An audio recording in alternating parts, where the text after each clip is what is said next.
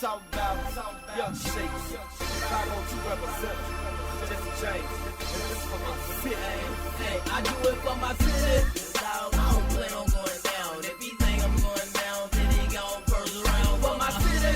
Dog, I ain't never been a chump. And if he thinking I'm a chump, watch him get his head up. For my city. Good morning, everyone, and welcome to Chat with HBCU Champions. I am Lacey L. Rice Jr., your host for Season 4.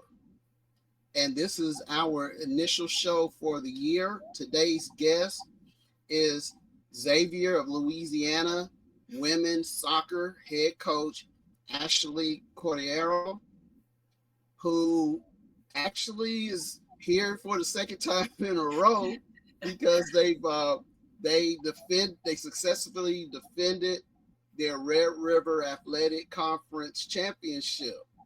And so welcome once again, Coach. It's great to have you here. Thanks for having me back, Lacey. I appreciate it. Oh, sure. And congratulations are in store because you have a unique story there at Xavier. People probably don't know, even though you've won 2 championships in a row, you've only been in existence for 2 years. That's right. We're still really young. You know, we've had the 2 seasons and successful seasons, and the first year being winning the regular season conference, and then this last year we won the conference tournament. So it was different kind of championships, but we do have 2 automatic bids to nationals. So no matter if you win the regular season or the tournament, you would go. And so to have, you know, to be able to, you know, win one of each year is definitely great. And then this year we are actually getting the ring that we, you know, was a big part of, because we thought we were going to get it the first year, and then it was like, no, actually you need to win the tournament. So then there was a bit of that kind of hunger to get that this last year. So yeah, just grateful to be back here and just talking about the team, because it's my favorite thing to do, honestly. Okay, all right. Well, like I said, it you know, it's not every day. It's not every year that you have a brand new program coming to a conference and just win right off the bat. Is usually your more established programs that do that. Mm-hmm. And then, you know, to also have 2, like you said, 2 berths to the national championship tournament. Right. You know, that's terrific, especially when it comes to HBCU soccer, men or women, because frankly, you are not in an HBCU conference. Correct. Mm-hmm. So, you know, that like I said, that's very commendable, and we are definitely happy for you. And we, you know, let's transition over. Let's hear about you some more. Tell us a bit about yourself, your background, especially as a player and a coach. Okay.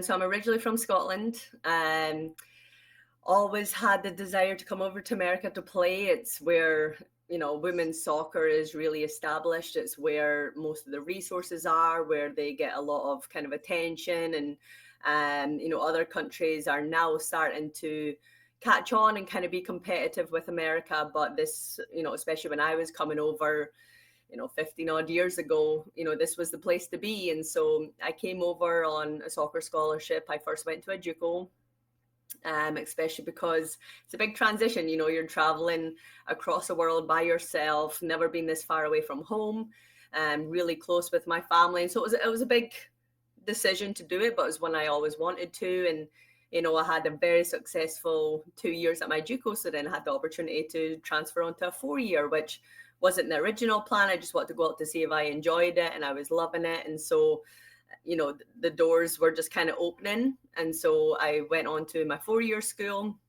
had another 2 successful years there. And I think it was when I was in my like junior year, like sophomore, thought about it. Junior year was really thinking about it of, you know, the 4 years go so quickly. So what's after it? You know, what do I want to do? And a lot of my coaches were international as well. And to see the life and the opportunities that they have out here, especially for women, is just so much more than I, you know, can have back home. And so I just loved the college setting. You know, we don't have that back home in Scotland, that you know, you can go to school and play at the same time and get the degree and play at a high level. Like, we don't have that back home. You either play or you go to university. You kind of have to choose. And so that's why a lot of internationals do come over here in the first place. And then just to be in that position of, oh, I can coach at that level, and, you know, that could be an opportunity. I think it was my junior year that I was like, I think I want to do that. And so after my senior year, I got the opportunity to stay at my 4-year to become the grad assistant for 3 seasons I was there. And so just being in the assistant role, just soaking everything up like a sponge, getting involved with the club, like the youth soccer as well, just trying to get as much experience as I wanted and I could. And then it came the opportunity to, all right, spread my wings. Now it's time to, you know, get my own program. And so I went to a JUCO, and I was there as a head coach for 6 years in a really small town, Kansas. But a little piece of my heart will always be there because it was my first, you know, head coaching job. And I took over a program that was really struggling, like didn't win a single game the year before. And if you can say rock bottom for a program, that was probably where it was. And so I knew I would have to be patient, which is hard when you're a coach. You just want to see results kind of right away. But where the program was, I knew it was going to take a couple of years to kind of be established and be respected again. Mm-hmm. And so I'd say around my kind of second to third year, we were starting to kind of win games and get, you know, the recruits that I kind of wanted. And, you know, by the end, when I left that JUCO, we were nationally ranked. We had won the conference, we won the region. So, you know, we turned it around, and, you know, it's all the players and the people that you bring in to help make the program, you know, where you want it to be. Mm-hmm. And so I just felt like I couldn't really take it anymore. I kind of done what I felt I could there. And so again, wanted to spread my wings and try a new challenge. And when Xavier said they were, you know, opening up the soccer, both men's and women's teams, you know, what a better challenge to start an actual program from the beginning. You know, with 6 months to recruit a brand new team, you have like 0 and you've got to try and get, you know, 20 to 25 in 6 months. I was also pregnant at the time. And so all the challenges, but, you know, that's, I don't know, I think as a competitor, as a coach, you're just always looking to, you know, get better. And so I kind of jumped at the chance to take over this program because there was just so many boxes that it ticked, really. And so, yeah, here I am 2 years in and really enjoying it. It's like a home for us here. Okay. Yeah, and you mentioned that last year too about your baby. Mm-hmm. And so that baby should be what, 1 year old right now? 2 this weekend, and we have another one on the way. Oh, well, congratulations. Thank you. I appreciate it. So how has the baby adjusted to have it? Well, and let me bring this up. Yeah. Having a head coach who's a dad and a mom. That's right. My husband is the men's head soccer coach now. He was the assistant.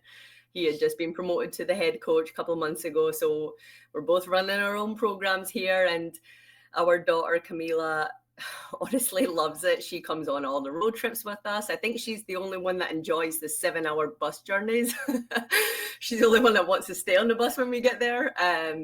But she's with us all the time. You know, she loves being around the girls and just seeing her, you know, having role models. Because I never had it growing up. You know, I didn't see a lot of women's soccer players. You know, my favorite players were men's. I was going to men's soccer games. And so just the fact that my daughter can see, you know, other girls playing the sport. We go to watch basketball. She gets to see them. She was watching tennis. She was, you know, watching the girls put the tennis balls in their pockets. So she's trying to do it. And, you know, I just don't think athletes understand, like, how much they can actually impact a kid's life, you know, and she's only 2. And so she's going to keep understanding and growing. But I think honestly, I think she's really lucky to be surrounded by just great people, great athletes, great role models, just females that she can look up to. And, you know, hopefully, you know, I want to be like her one day. So it's so special. So she out there kicking at the balls and things yet, or? Oh yeah. Wants to just kick. I think we've got about 4 soccer balls in the house. She doesn't need any more. Yeah. Oh, that's terrific. That's Yeah. terrific. Well, tell us a bit about your team, because they, um, as a former coach, I also know that I can coach all day long. I can give them the best knowledge and and everything else, but they have to execute. Oh yeah, for sure. So our team, I guess, a special team. And every year that I coach, I'll always have great things to say about each team. Mm-hmm. But there's just something special here at Xavier, and I think it's because the culture of not just the soccer team, but of the school. We demand excellence in the classroom, in the community, in athletics, and so I'm sure you'll be doing interviews with other Xavier coaches because they're all champions here, and so like we demand kind of the best.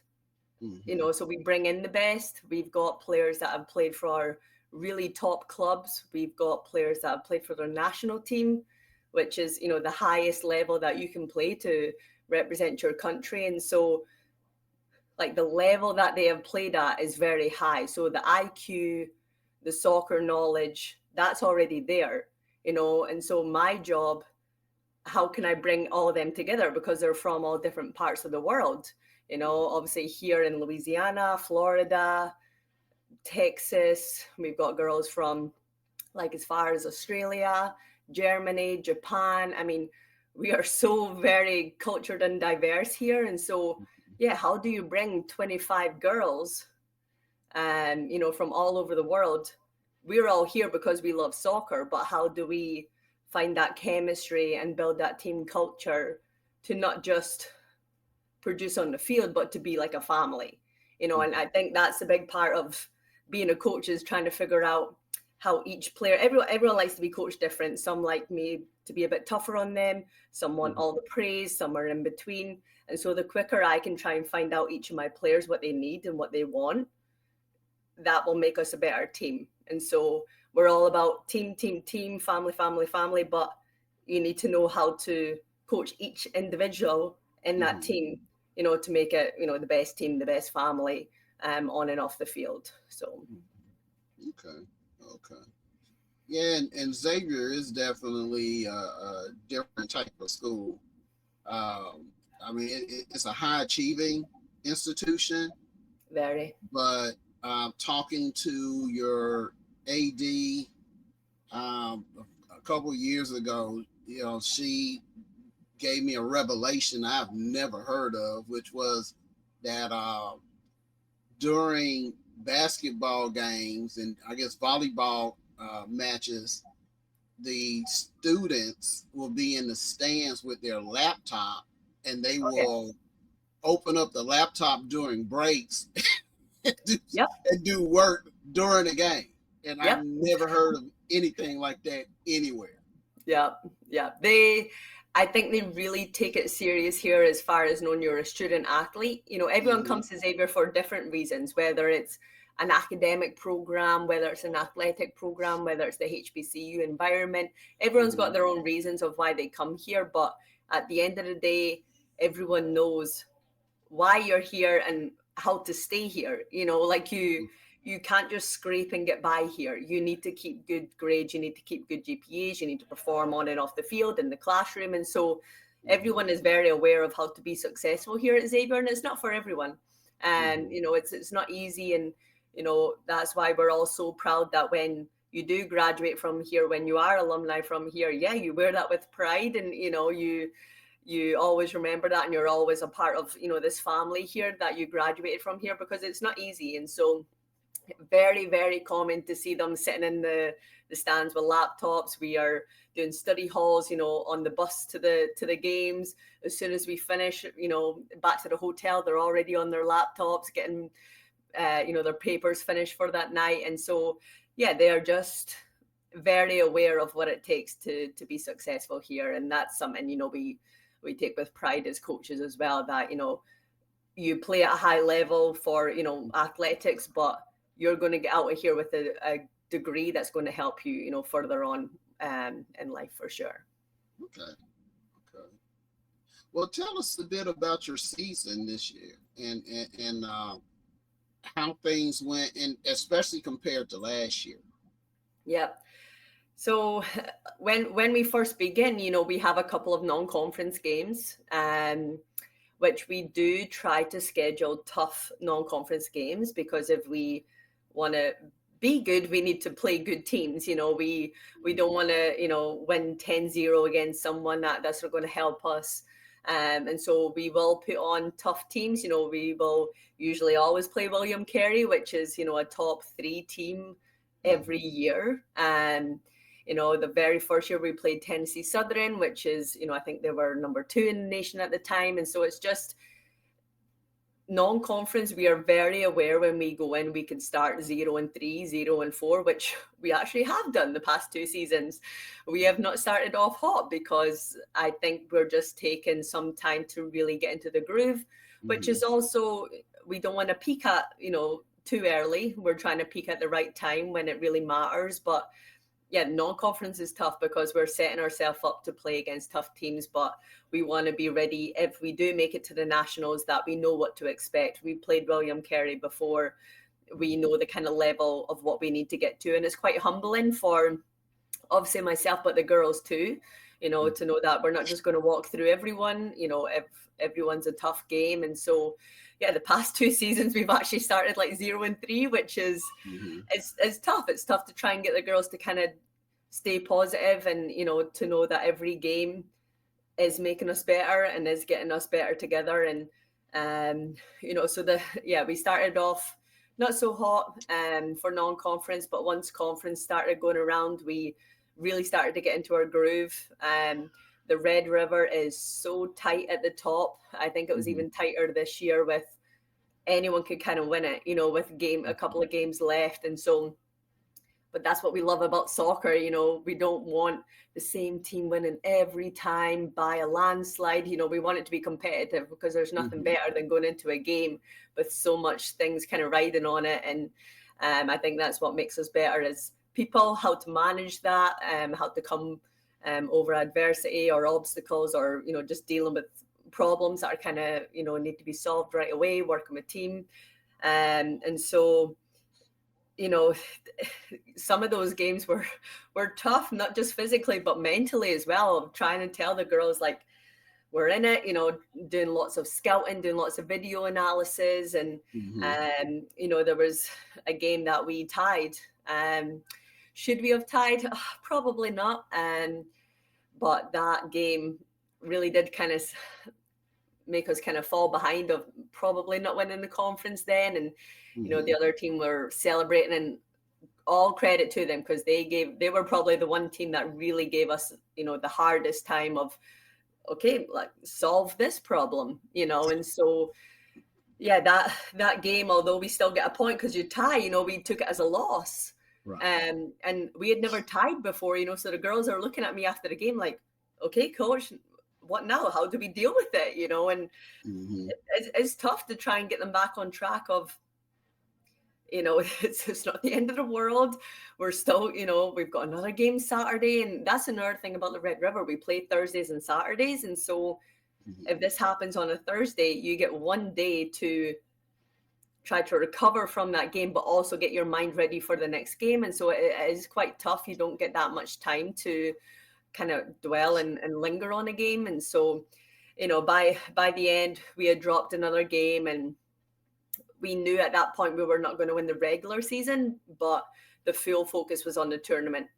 You know, we knew we had to win that to get to the nationals again. And so I think that also helps when there's a bit of pressure. Because before our first year, we had won the regular season. So no matter if we got kicked out the first round of the tournament, we were going to nationals anyway.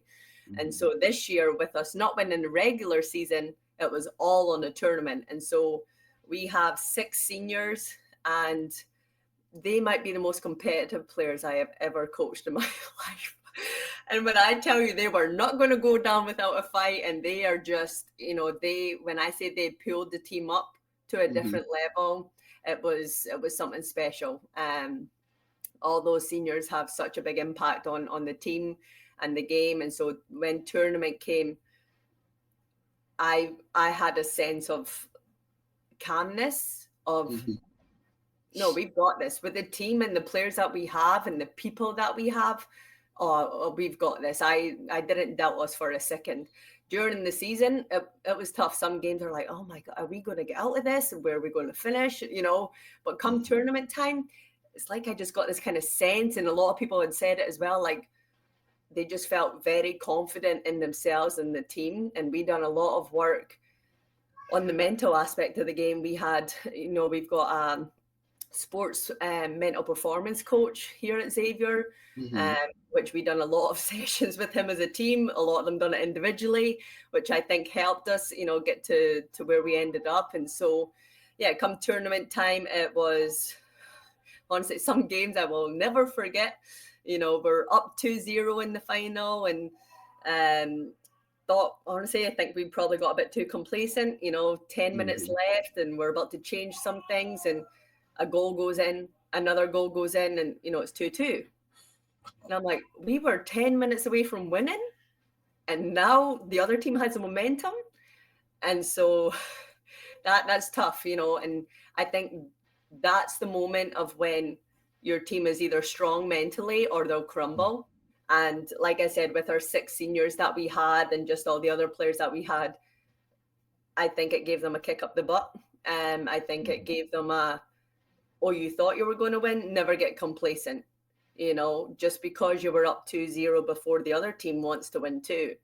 And so, you know, we ended up going into penalties, which our keeper, senior, Teresa Vezolek, she was an All-American at our JUCO. She was an All-Conference player last year. She was on a different level for her senior year. She is so competitive. She does not want anything to get by her. And so we'd been practicing penalties all week because it could come down to it. And yeah, when I say it, everyone felt so confident in her. She came off like, she was totally in the zone. And so we just had full confidence in her. She saved 3. She scored the penalty to win it. And so, you know, she was named the tournament MVP, like absolutely deserved, because she, honestly, I think she carried us through that tournament and got us that win. Okay. Wow. That is amazing. Sorry, I'm so passionate about that. I was just chatting away for ages. I forgot what the question was. Well, I mean, it was about the season, so, you know, okay. you answered it very well, and you know, that's amazing. Yeah. You know, I guess, you know, growing up here in the United States, you know, at a time when soccer was not popular, and then watching it develop. I mean, honestly, Pele from Brazil, the Brazilian legend, he did more than anybody to even put soccer on the map here in the United States. And it still took a while before people started embracing it. I remember some of the, and it's fun, well, it's kind of funny. There were 2 brothers here in my neighborhood who were soccer players. The rest of us, we played football or basketball or different things like that. And they were athletic. They were one of the few people in our neighborhood who had their own basketball goal. Yeah. And we used to play at their house all the time. But they were the only 2 soccer players around. They did explain a lot of different things to me. I didn't, you know, I just kind of looked at it and was like, oh, anybody can do this, that, and the other. You know, but then watching them come out with their equipment, hey, what's that plastic thing you got there? Oh, those are shin guards. What you need shin guards for? Where do you put them? and you know, and them explain, like I said, explaining different things. They did take a lot of ridicule for playing soccer. And ironically, it was unfortunate that they had to return home, but I was able to talk to them, and I brought that up when I saw them. Was like, hey, you know, remember when you two were like the only, and now you turn around and everybody's doing it now, right? And so, yeah, I mean, it's just wild. You mentioned something earlier about opportunities, and that, you know, you came here because of opportunities. I live close to Louisville, Kentucky. And we have a professional men's franchise, and we have a professional women's franchise. Well, we're about to have a second women's professional franchise here, and so that also talks a lot about the state of soccer, right. Especially on the women's side, that you would have two teams in the same league, right? And so I just find that amazing, and you're in a terrific sport. I agree. So yeah, it's what. So you also mentioned, you know, and correct me if I'm wrong, I believe Scotland is part of the United Kingdom. Correct. Yeah. Okay, and so over in Europe, of course, everyone, I guess, here in America, is familiar with the Premier League. Yeah. And you know, maybe a couple other leagues. And you're right. I don't know anything about any professional women's league outside the United States. I mean, and you mentioned you have athletes from Australia, from Japan, and, you know, all these other countries. Is that the same in those countries as well? It's just, you know, women don't have those opportunities there that they might have here in the United States? That's a good question. We actually have a couple from England. We have about 5 from Germany. So we have quite a few Europeans as well. And it's funny because, yeah, US was the first, you know, all about the women's soccer, really trying to build it and, you know, try to get other countries to kind of raise it and kind of come up to our level here in the US. In England, they actually have the WSL, so that's the professional women's league there, which now is very, very competitive. They actually have a couple of Americans who are on the national team that are now playing there. One of the teams actually just got into the Champions League final against Barcelona, which is huge. And so there is a lot of talent, and now starting to kind of get in the resources and actually paying women kind of not really what they deserve, because they deserve so much more, but at least some sort of salary to kind of help them just do that as their job. And so, but unless you're at that very, very top level, there is, like, honestly not a lot of resources or money into it. And so a lot of women and girls, you know, they do kind of either cut off the sport and stop playing, or they just tried to, you know, come over to America because they've tried and maybe they just didn't get, you know, selected to kind of go to a higher level, or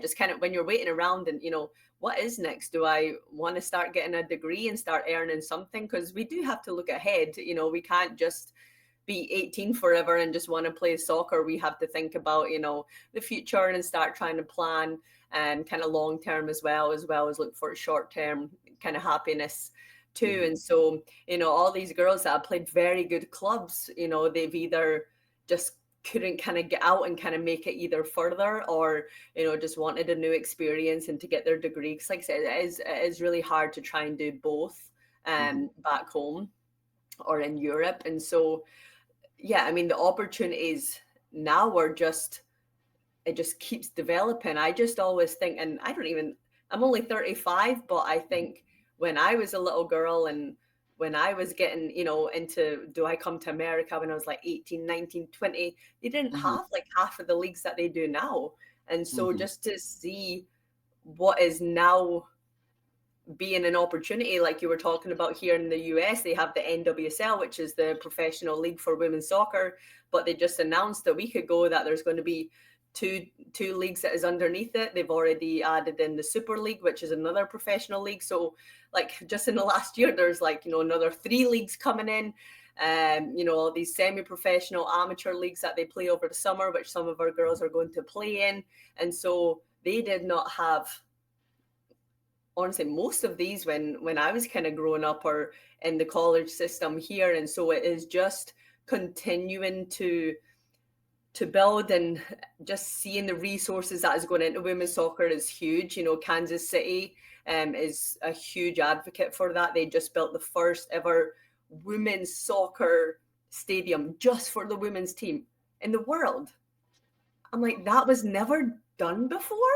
No, because we were playing in men's leagues or baseball fields or high school fields, and to think in 2024, that's when it was built, 2024, and so it's sad it took this long to kind of be the first one, but now there's, Portland's about to open theirs. There's one in England that's just opened. And so I feel like it just has to be one team, one city, someone that does it and shows it's successful, and then it's going to keep opening up. And so, yeah, Kansas City, I used to live in Kansas, and I've been in Kansas City many, many times. And so that has a small piece of my heart, and I'm very passionate about that team as well, because I think it shows they are all about women's sports as well. They're putting the resources, and it's, you hear if you build it, they will come. If you build the stadium, it's like sold out every game.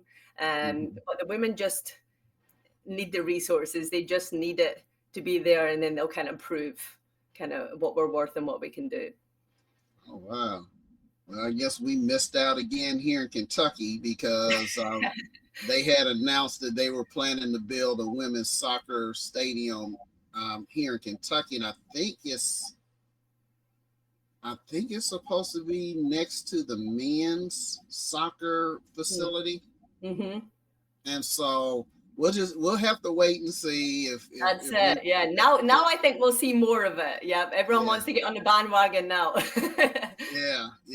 We need to get at least in the top, one of the first 10 in the world or something. That's it, right? Yeah.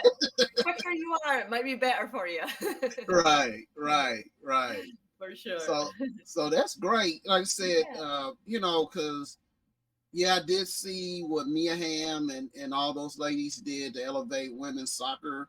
And the United States was the power for a very long time. And now, other countries have caught up. Yep. And, but, now honestly, with Miss Rodman and her teammates, things are looking better again. They're strong. Yeah. Oh, yeah. But like I said, this has to be a very exciting time, especially for women's soccer, and because it seems like it's having a second resurgence. And so, hopefully it will get the exposure that it needs, besides just, the Olympics or just, besides just the World Cup, maybe seeing it on television more often, that'd be a definite help. For sure. And so you also mentioned something that's very near and dear to me, that about your mental health coaches. And so I know, talking to other coaches and athletic directors, that they do have maybe a person or two or whatnot who helped with the programs as far as mental health. And mental health, I think, among collegiate athletes, most of the suicide attempts I've heard of have been student athletes. And especially when you consider how small a percentage they are compared to the rest of the student population. Yep. And so how does that work there at Xavier? Yeah, it's such a special topic that needs to be talked about. And, there is this stigma about mental health, and, people scared to say the word suicide and scared to talk about depression. And I'm very open with, the girls and the team. And, I think that is a responsibility as, coaches, that, we're not just trying to teach you how to be better physically, but, emotionally and mentally also come into it. And so we're trying to get you strong soccer players, strong in the gym, but we're trying to get you strong mentally. It's hard. Being a student athlete is hard. And that's why, not everyone can do it, and not everyone can do it at a high level. And so I think being so respectful of understanding that there is different aspects of the game, the physical, the emotional, the mental. And so I am very open with the girls. I have an open door policy. Please come speak to me about anything. We've given girls days off because they've honestly just got too much going on. They've got something personal going on. Like, I will never, ever hold anything like that against them. We have girls that miss out on practices because they are going through some things, or, and it's something that's just, kept, privately if they don't want to share it with the whole team or whatnot. And so they have access to our counselling and wellness centre, which they have a lot of staff and a lot of resources there. And then we have, our sports mental performance coach that is here at Xavier, that is contracted through us. He is more of how to deal with like anxiety, how to deal with just the pressures. And so, when we talk about mental health, it doesn't always have to be about depression and suicide. It can just be, I cannot even perform because I am so worried about if I'm going to make a mistake or whatnot. Like, there's so much in the kind of mental aspect of the game. And so, that's why we do things as a team, because, we need to learn how to deal with things as a team. And then a lot of them go individually just to work on their own game. And then, as far as the mental health, we do have the counselling. If it's not anything to do with soccer, they can go there as well. And so I think it's just having resources, knowing that they've got places or people to talk to, and honestly, just creating this family environment. I tell them all, there's, if we've got 25 girls on the team, you will not tell everyone on the team your secrets or what you're going through, but just make sure you have at least one person on the team that you can talk to about anything. And then obviously I'm always going to be one of those people for everyone, but just make sure you have one more, like a teammate, just to make sure, because I think that's another thing, that they're never alone. And, there is so many things we all go through together, or a similar experience or whatnot. And so I think if we just talk about, I am just having a hard time with this, and someone else said, what, so am I. Like, how are you dealing with it? Are you journaling? Are you going for walks? Do you want to meet up, go for coffee? And so I think it's just knowing each other as a human first, soccer player second, because we all know we're all here because we love soccer. Now it's just trying to figure out how else we can connect with each other. And so, the mental health part is just, I think you just have to be so open. And we don't shy away from the conversations about it, especially when we're in season, when things are heightened, lot of pressure, triggers, days off, mental health days off.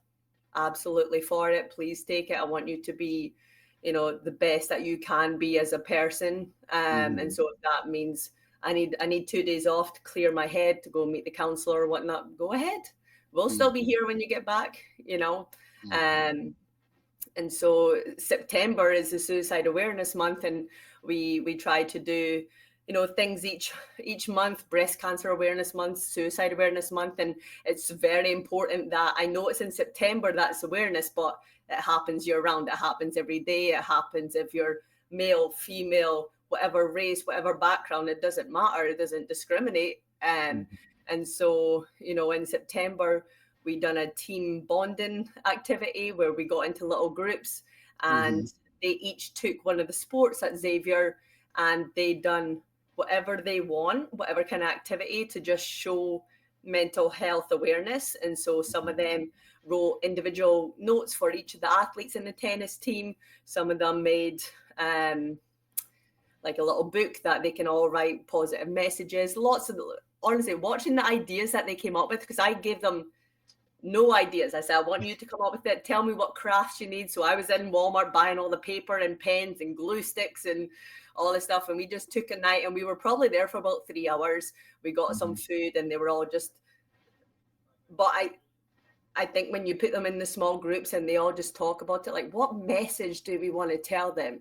That they're not alone, or writing every single athlete's name down because everyone matters, or, you know, like, they just all had their own ideas, and to see some of their ideas was so special and so like, wow, I would never have came up with that myself. And, you know, and they all delivered it to their teams, and we got a lot of, you know, thank you, and that's really special. And so, I don't know, just being open, talking about it more, I think it's huge. And there's still a long way to go, but as long as we can tiptoe kind of closer to kind of the end goal of, you know, just making it not a stigma to talk about, and obviously reducing, you know, the suicide rates that we see is heartbreaking.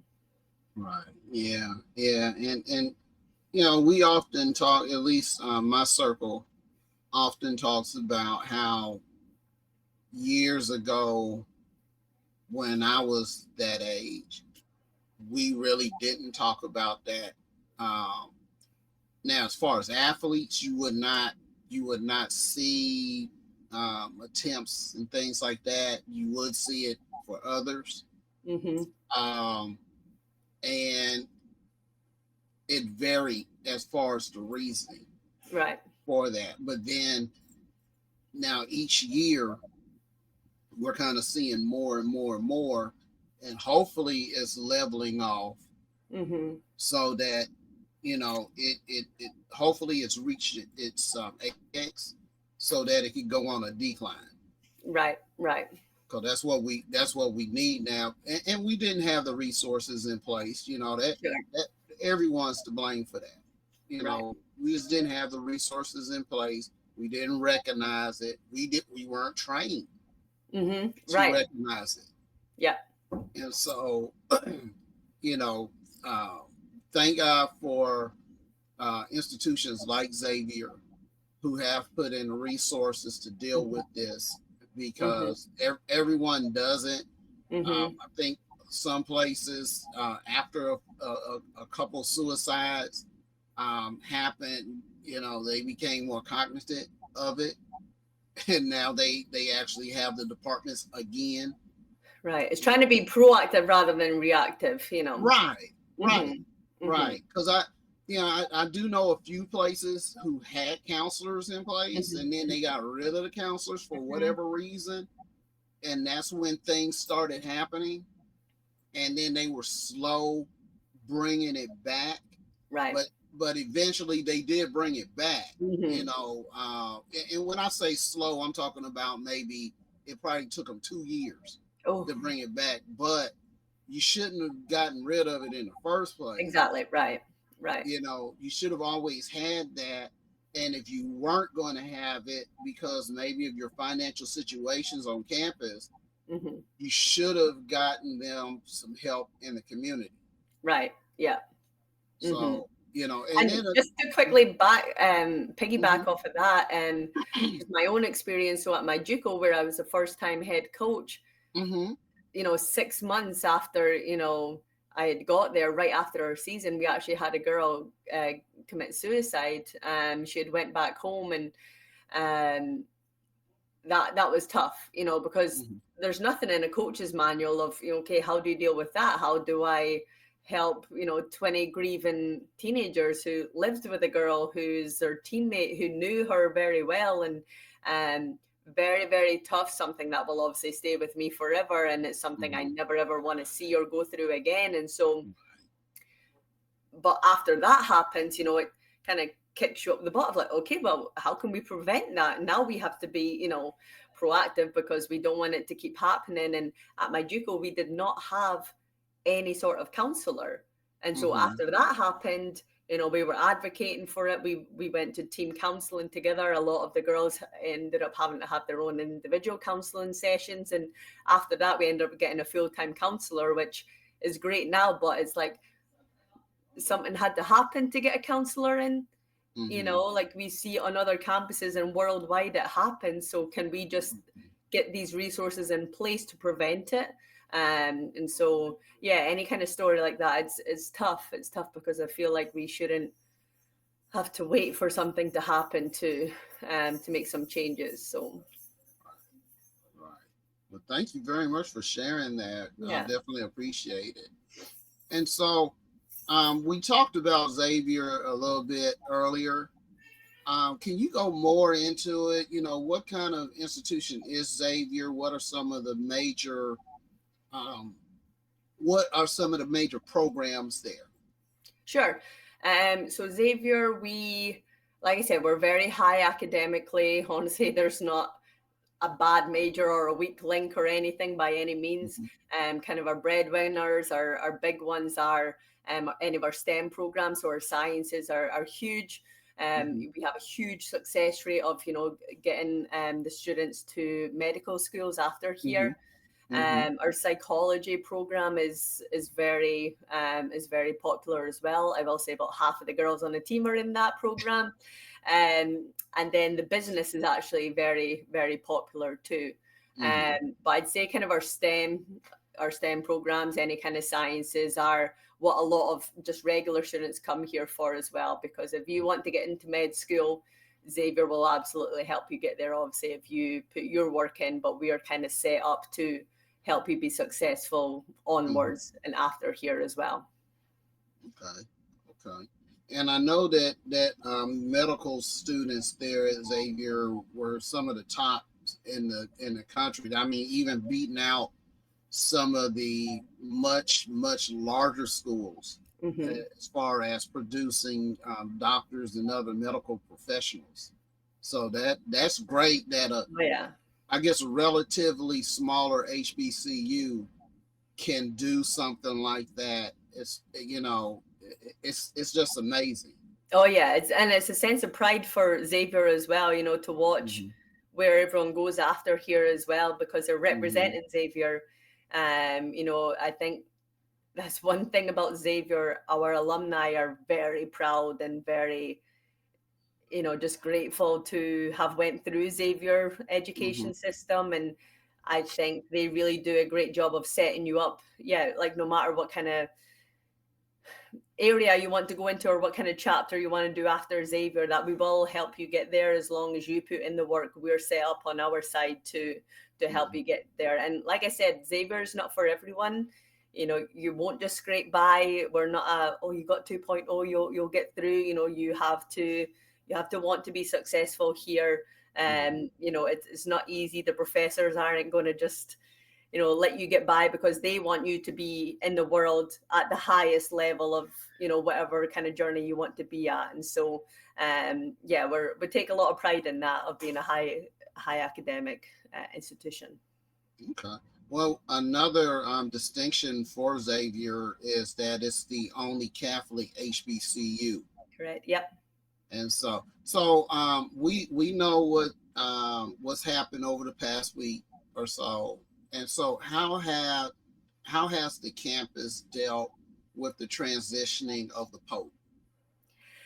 So here at Xavier, you know, we have our priest here, and we are constantly doing events or meetings, things going on of, you know, mass or extra mass that we need to do.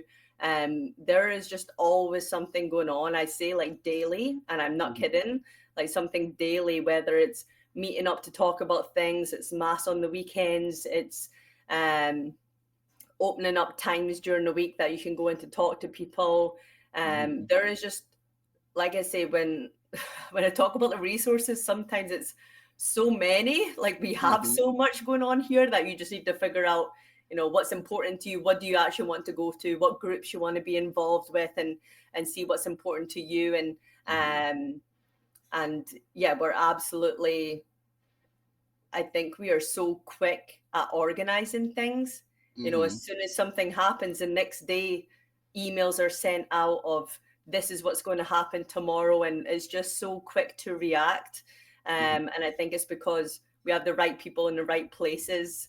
You know, they each have their own departments or kind of what their roles are within the university, but we have kind of what we need here to serve everyone here. You know, whether you're, you know, looking for the HBCU environment, whether you're looking for the Catholic environment, whether it's both, whether it's more of the student athlete, like whatever you're looking for here, we have it and more. You know, because sometimes you come for one thing and you're like, oh, actually, I also like this, and there's this group, and there's, you know, there's just so many resources and events that we will always have something, whether it's something small that's happened in our community, you know, even like the New Year's tragic accident, terrorism that was downtown in Bourbon Street. They had stuff going on, you know, as soon as the students came back. So anything in our community or anything worldwide, like the Pope, you know, we'll have it here at Xavier, and we'll make sure, you know, everyone has access to receiving any kind of support or any other information that they would need. Okay. And speaking of support, so what kind of support do you get from like the university and the community? So, like here at Xavier, we are always trying to be out in the community. We are always trying to, I think especially for soccer, we're the only soccer program here in New Orleans, and there's, you know, multiple universities here. And we're the only soccer. So I think we also have that kind of title of, okay, like we need to give back to the community. You know, there's everyone has basketball, but not everyone has soccer. And so how can we give back to our community and show our support? Because I feel like if we're showing our support, we may get it back. We don't ask for it back. That's just how we are. We want to help. We want to serve. But as far as, you know, getting out with the community, there is an organization here called the 18th Ward, which there's 17 wards around New Orleans. So the 18th one is to like bring everyone together. And so it's an organization, nonprofit, that puts on sports for everyone. So you don't have to pay a dime. If you can pay a little bit, you can, but it's just for everyone. And there's so many sports. Everyone can be involved, no matter your race, background, financial status. And so it's just trying to give everyone an opportunity to play. So we are heavily involved with them. I'd say about 90% of our soccer girls actually coach with them. And so they coach all the little kids from, I think it begins at like 3 until, you know, they're all about 14. And so they've all got their own little teams, and they're always supporting them.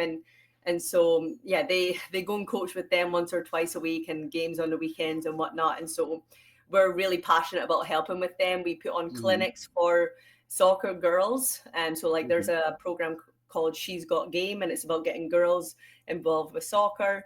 And so we'll put on free clinics for them, do some drills, and they just love being around the soccer girls. They just think, you know, when someone's so much older than you and so much cooler, and, you know, they just gravitate towards them. And so we love to do that at least once a year or once a semester.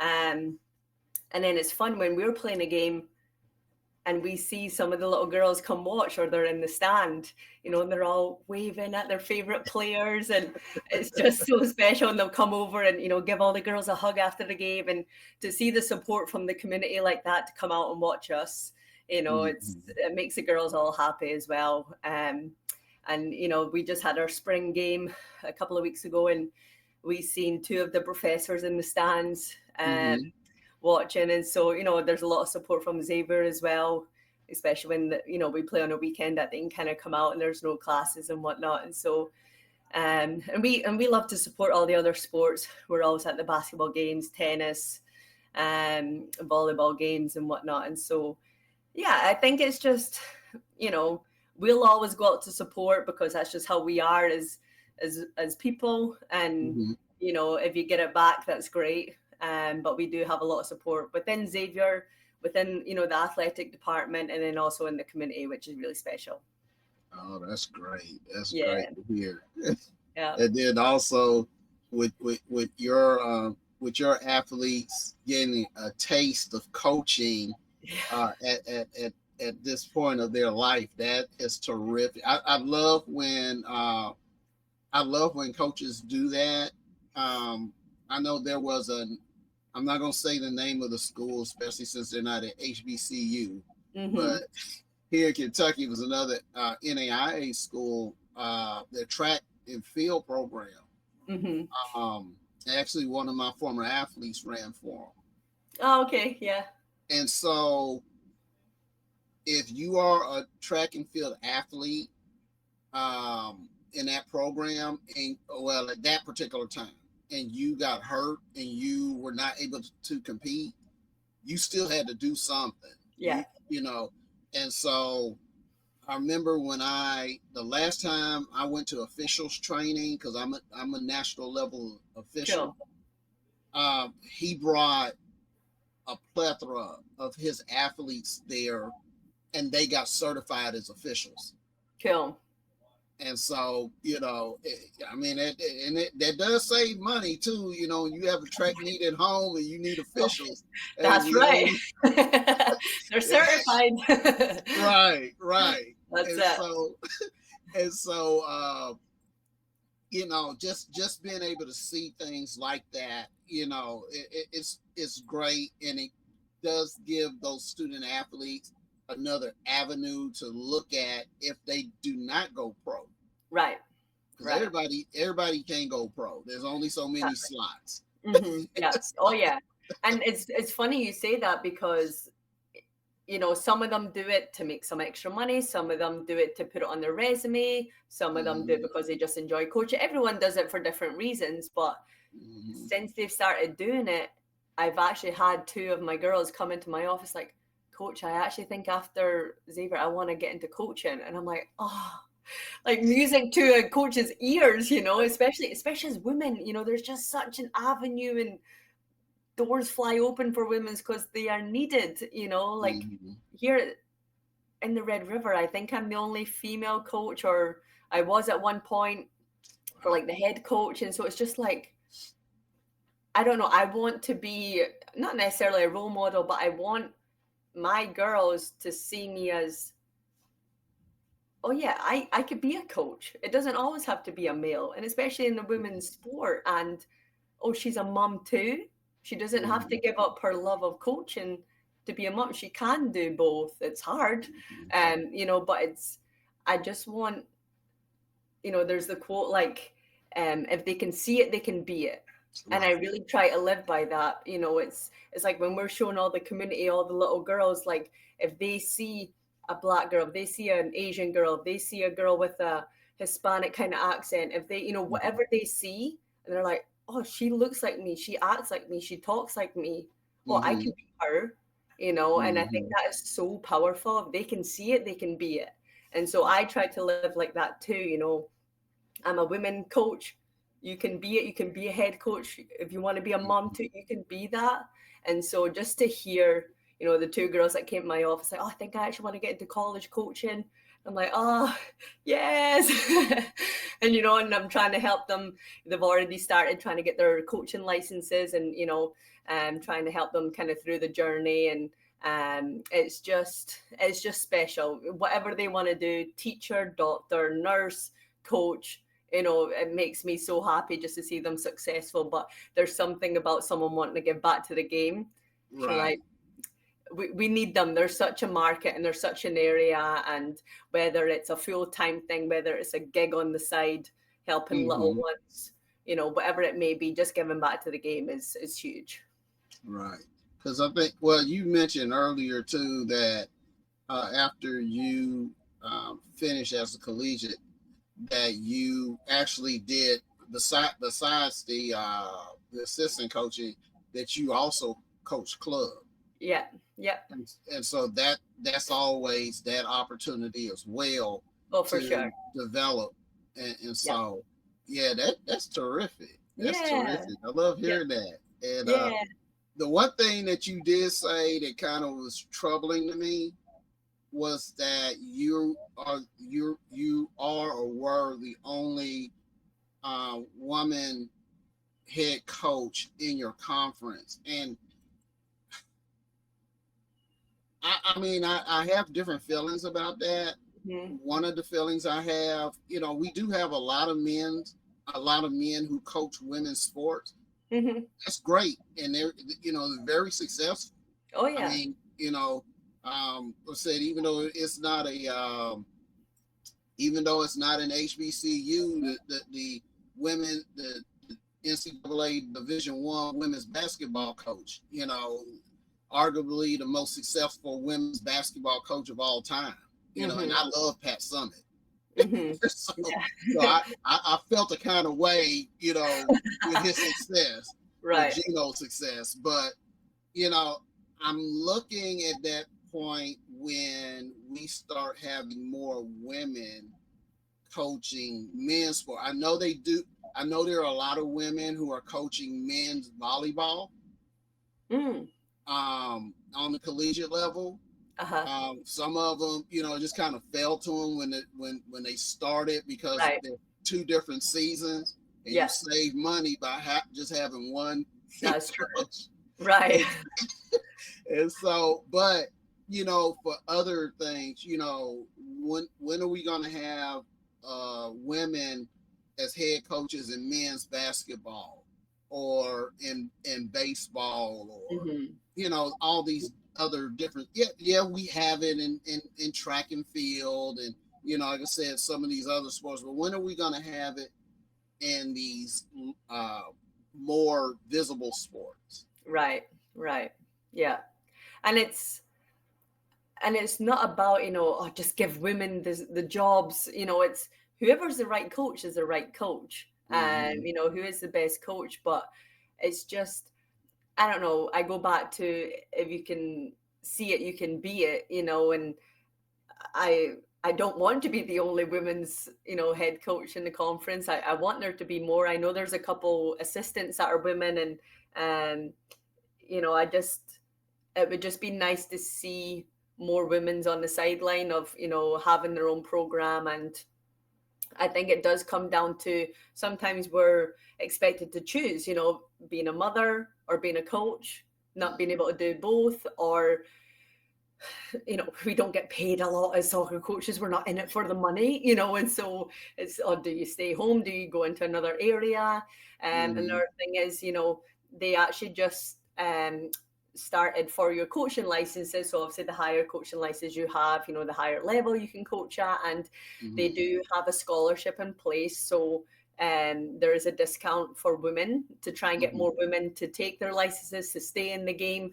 And so there's actually, a 50% off kind of like scholarship for women to take their coaching licenses, which that's why I'm trying to get all my girls to get into coaching, use it. This is what it's for. And so I think it's just, doing more of that, like using the resources, trying to keep women in the game, because there is so many good women's coaches. Some are in the professional league. There's only actually, I think, 2 head coaches that are females in the NWSL, which is the professional league here in America. So still very small number. And so, like I'm saying, like, if you can be it, if you can see it, you can be it. And so just trying to get them on TV, trying to get the games, trying to see them on the sidelines in these visible sports.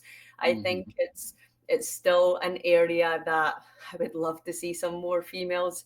But I think we're still quite far away from getting there. Okay. Well, as we begin our wind down, who are some of your influences? Oh gosh. Did you freeze? Did I catch all of that question? Oh, there we go. Okay. You're back now. Who are my influencers? It's hard because there's so many you kind of choose from for different reasons and different seasons of life. Like both of my parents, unfortunately, have passed, and so they are an influence of how I just live my life now, especially as a mom. Also, I had a coach at my JUCO. His name is Sammy Lane.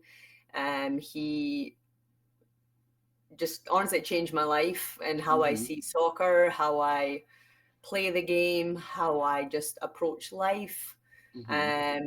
He was the one that kind of sparked my interest of, oh, I think I could be a coach like him. You know, I want to follow his footsteps. And so he's a huge part of my life, and just the decisions and how I've kind of came to where I am today. And then, you know, there's some professional coaches that I love to look up to, and are just always helping me kind of craft and become my own version as a coach, you know, taking little things from other coaches. I love Emma Hayes, who is now the actual US women's national team coach. I actually got the opportunity to see her live in the presentation in January at the coaches convention, which was just amazing to take lots of notes and kind of pick her brain and see, you know, all the tips and tricks of how she's so successful. And so, yeah, I think it's just taking little things from everyone in kind of different chapters and stages of your life to help you become kind of the all-round person and coach that you want to be. Okay. Well, and this is our the last question I have for you. Well, it's not even a question. This is your time to give shout outs to anyone, everyone who you want to shout out. Oh gosh, I am not prepared for that. I think honestly, I'll start off with my team, because I am not a coach. I am not here without them. And, you know, everyone, like I say, chooses Xavier for their own reasons. But, you know, a part of that reason is for the soccer. You know, they all chose to come here and play for this program and represent Xavier at the national level and put us on the map. And so just their hard work, their grit, their competitive nature, their attitude, and just how they are as a person, each and every one of them, they make my life so much easier. And I actually can't believe this is my job, that I get to coach them. Honestly, just Xavier for having me, which I love being here, me and my husband, and just really feel very comfortable here and very at home here. Obviously my daughter and the daughter on the way are just honestly my purpose in life. Hopefully they can just see mama out on the sidelines there, and hopefully we spark an interest in them of wanting to be in sport. It doesn't have to be soccer, just be healthy, play something, and being around all the athletes here. And just my family have supported me, getting me to this point. And, you know, just doing these interviews are great, because there's nothing more than I love, you know, talking about soccer, my passion, talking about women in sports, talking about Xavier, just all the things that I'm so passionate about. It's just great to be able to put that out there. And so I'm grateful for your time today, Lacey. Thank you for having me on. Well, thank you very much, Coach, and we really appreciate you coming on and talking to our audience. And I do want to thank you, the audience, for tuning in for this episode of Chat with HBCU Champions.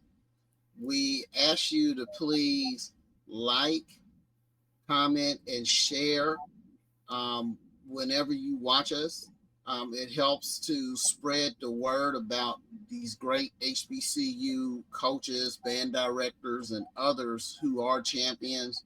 Some of them you might have heard of, some of them you might not, but this does a lot as far as spreading the word about who HBCUs are, what HBCUs offer, and possibly why athletes should consider HBCU programs.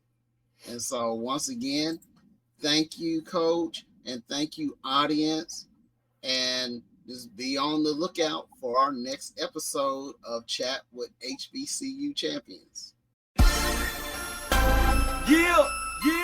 Now I'm talking about young shakes. Chicago to represent.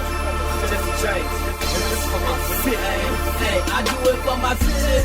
Dog, I don't plan on going down. If he think I'm going down, then he gone first round. For my city, dog, I ain't never been a jumpin'. If he thinking I'm a jump, watch him get his head lumped. For my city, dog, I don't plan on going down. If he think I'm going down, then he gone first round. For my city, dog, I ain't never been a jumpin'. If he thinking I'm a chump, watch him get his head lumped. For my city, cause I feel like I love her so much, like I owe her so much, but so applying her touch. I will always respect her, I will never neglect her. That you hear her naming like every one of my records. No, I'm not stunting, ain't no future in your frontin', right? Gotta get this money, watch me get it all night. Planet flying top flight, higher than space stations. That's why I gotta grind, cause I need it and I hate waiting.